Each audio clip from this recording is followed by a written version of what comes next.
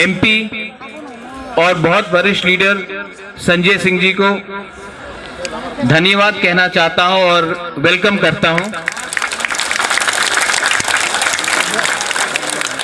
आप पहले हम त्रिपुरा में हमारे बहुत एमपीज गए हैं, लेकिन आज पहला बार हमारा जो पूरा मूवमेंट है उनको सॉलिडारिटी दिखाने के लिए अगर आम आदमी पार्टी का एमपी भी आया है तो उनको बड़े हाथ से ताली देना चाहिए।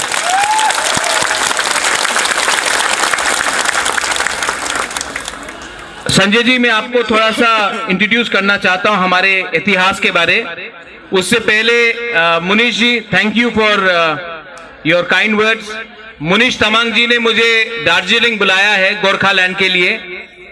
मैं आपको बोलना चाहता हूं कि जिस दिन गोरखालैंड का राज्य बनेगा, सबसे पहला झंडा उज्जैन पैलेस के ऊपर गोरखा का होगा।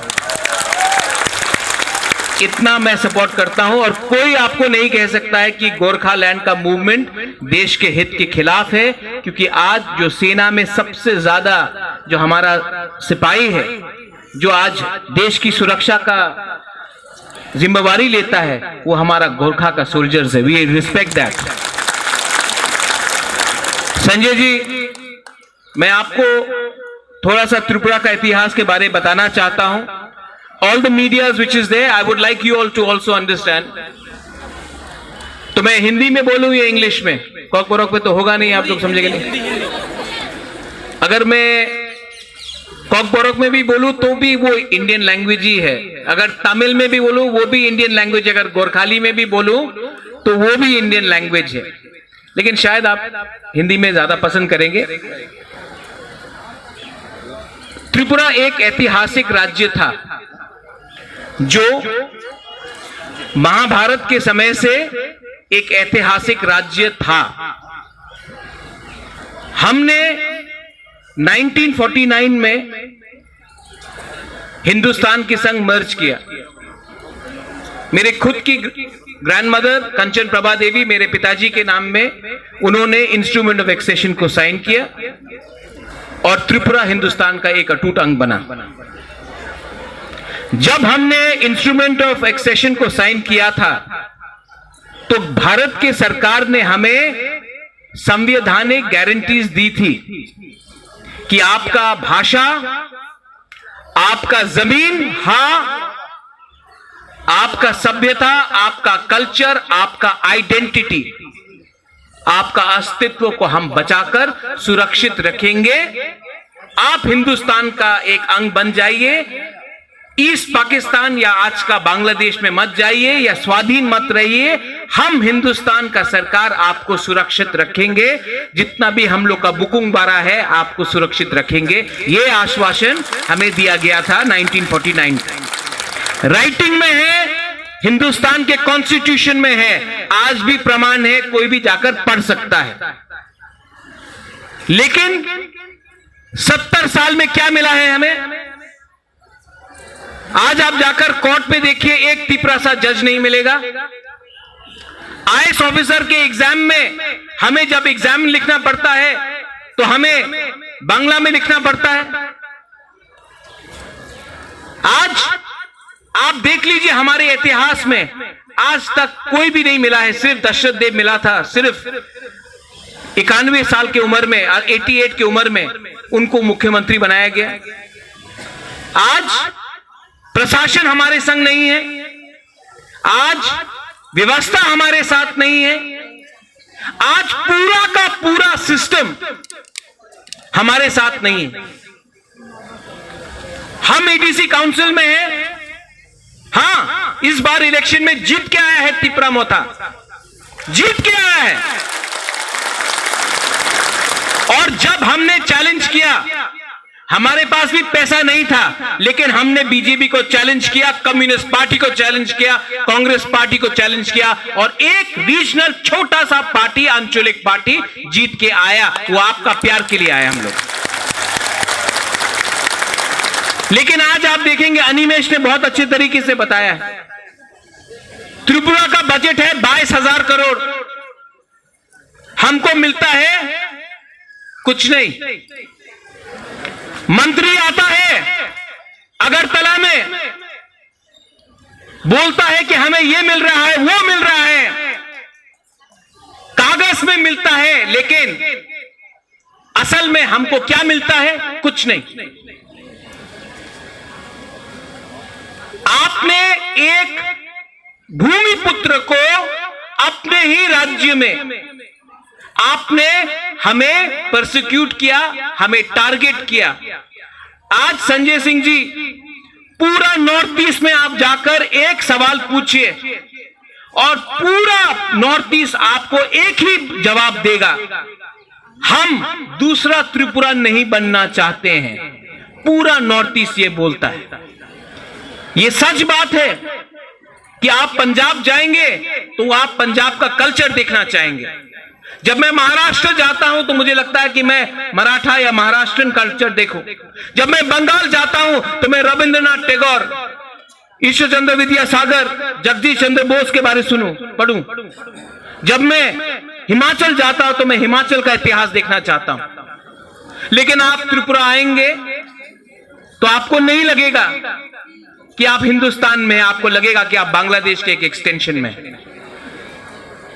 हम एक बॉर्डर स्टेट है। हमारा एक पीड़ा है कि आपने हमें हमारे ही राज्य में वंचित किया है। 70 साल से हमारे अंदर एक दुख है। और ये जो Tipra land, greater Tipra land का जो मूवमेंट है, ये पॉलिटिक्स से नहीं होगा। ये हमारा सर्वाइवल के लिए है, क्योंकि 2026 में फिर से डिलिमिटेशन होगा। और जब डिलिमिटेशन होगा उसके बाद फिर से असेंबली में सीट्स बढ़ेंगे।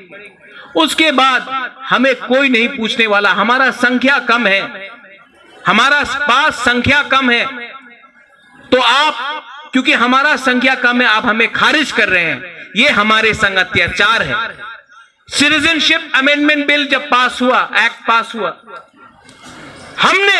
मैंने सुप्रीम कोर्ट में केस फाइल किया। आज भी सुप्रीम कोर्ट में केस चल रहा है। आपने नागालैंड को छोड़ दिया, अरुणाचल को छोड़ दिया, आपने मणिपुर को छोड़ दिया, सिक्किम को छोड़ दिया, जिनका सीमा बांग्लादेश के साथ नहीं है। लेकिन आपने आसाम, मेघालय और त्रिपुरा, जिसका बाउंड्री बांग्लादेश के साथ है, आपने उनको नहीं छोड़ा, क्योंकि आपको वोट बैंक की राजनीति करनी थी, क्योंकि आपको पश्चिम बंगाल जीतना था। तो आपने त्रिपुरा को बलि कर दिया सिटीजनशिप अमेंडमेंट एक्ट के बाद। जवाब पश्चिम बंगाल में भी मिला, कुछ नहीं मिला आपको। अगर देश का प्राइम मिनिस्टर गुरु पूर्व के दिन हमारे किसान से माफी मांगकर कह सकता है कि हम फार्म बिल को वापस ले रहे हैं, तो यह कोई ज्यादा डिमांड नहीं है कि आप भी हमारा सीएए का जो बिल पास हुआ है, जिसमें आपने हमारे 3 राज्यों को रखा है, आप उनको भी खारिज कीजिए, क्योंकि ये जो हो रहा है हमारे साथ अन्याय है। आज हमें बहुत अच्छा लगता है कि जब हम किसान का आंदोलन को देखकर हम देखते हैं कि हां, देश का सरकार भी समझ चुका है कि आज अगर आपने किसान का बात नहीं माना तो आप शायद शिकस्त होंगे पंजाब और यूपी में। एक समय ऐसा था जब छात्रों का मूवमेंट था, आसाम स्टूडेंट्स मूवमेंट, आसू मूवमेंट, देश का प्राइम मिनिस्टर राजीव गांधी था, 414 सीट था एमपी में, लोकसभा में, लेकिन उनको आसाम अकॉर्ड साइन करना पड़ा, क्योंकि एकता था, थानसा था। आज मैं आपको बोलना चाहता हूं, हम लोग छोटे हो सकते हैं, लेकिन 2023 में अगर हमारा डिमांड गवर्नमेंट ऑफ इंडिया ने नहीं दिया, तो ये जो बुकुंबारा पार्टीज हैं, ये जो मोथा और आईपीएफटी है, एक पार्टी होकर आपको एक थानसा चाहिए कि नहीं? सुनाई नहीं पड़ रहा है, पार्लियामेंट वहां में है। थानसा चाहिए कि नहीं? थानसा होकर नेशनल पार्टीज को हम लोग एक आवाज में, एक मन से हम लोग जवाब देंगे। हमारा डिमांड पूरा करो, अगर नहीं किया तो अकेला लड़ेंगे, जीतेगा तो, हारेगा तो वन लास्ट फाइट करेंगे। Are you ready? Sanjay ji, आप यहां में आए, आपने, हमारा कद छोटा है, हम लोग तिपरासा नॉर्थ ईस्ट के लोग, थोड़ा कद छोटा है, मेरा नाक थोड़ा, क्योंकि यूपी से मेरे माँ है, वरना हम लोग भी बुकुंग बारा है। कद छोटा है, हाइट छोटा है, हमारा वहां में मंत्री मेवार, चित्तो बाबू, अनिमेश, पूर्णो, लेकिन हाइट छोटा है, कद छोटा है, लेकिन जोश में ना, जज्बा में हम लोग फाइट करना जानते हैं। और एक अच्छी बात है कि इस बार जब त्रिपुरा में प्रॉब्लम हो रहा था, तिपरा मोथा IPFT, हमारा एक इतिहास ऐसा है कि हमने कभी जाति धर्म का पॉलिटिक्स नहीं किया। यहां में हिंदू हैं, यहां में बुद्धिस्ट हैं, यहां में क्रिश्चियंस हैं। और जो त्रिपुरा का महाराजा था, एक इतिहास था, जब शुजा औरंगजेब से लड़कर त्रिपुरा में था, जब बर्मा में था, तो शुजा के लिए जो मस्जिद बनाया गया वो त्रिपुरा के राजा ने बनाया था। एक हिंदू राजा ने मुसलमान शहजादे के लिए मस्जिद बनाया था। हमने कभी भी जाति धर्म का पॉलिटिक्स नहीं किया। और आज हम सरहद में हैं, हम एक बाउंड्री स्टेट हैं, लेकिन आज भी हम उसी सेक्युलर प्रिंसिपल से चल रहे हैं। मैं बहुत खुश हूं कि आप यहां आए हैं। मैं चाहता हूं कि आप हमारी जो बात है, हमारे तिपरासा के सामने बात कीजिए। हमारा एक शब्द है तिपरासा, वो आप थोड़ा सा रट लीजिए संजय जी। अगर तिपरासा जब आप बोलेंगे तो हमें अच्छा भी लगेगा, और यही शब्द अगर आप एक दिन पार्लियामेंट में बोलेंगे तो बहुत ही अच्छा रहेगा। राइट?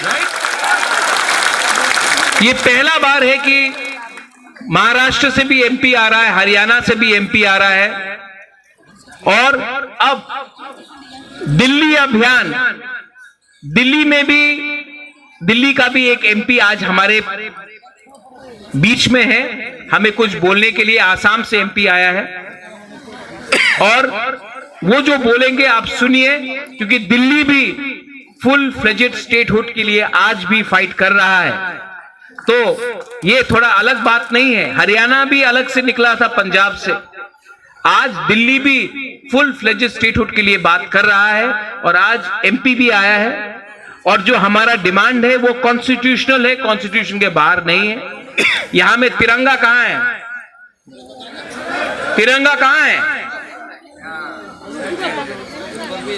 आज यहां में भी तिरंगा, वहां में भी तिरंगा।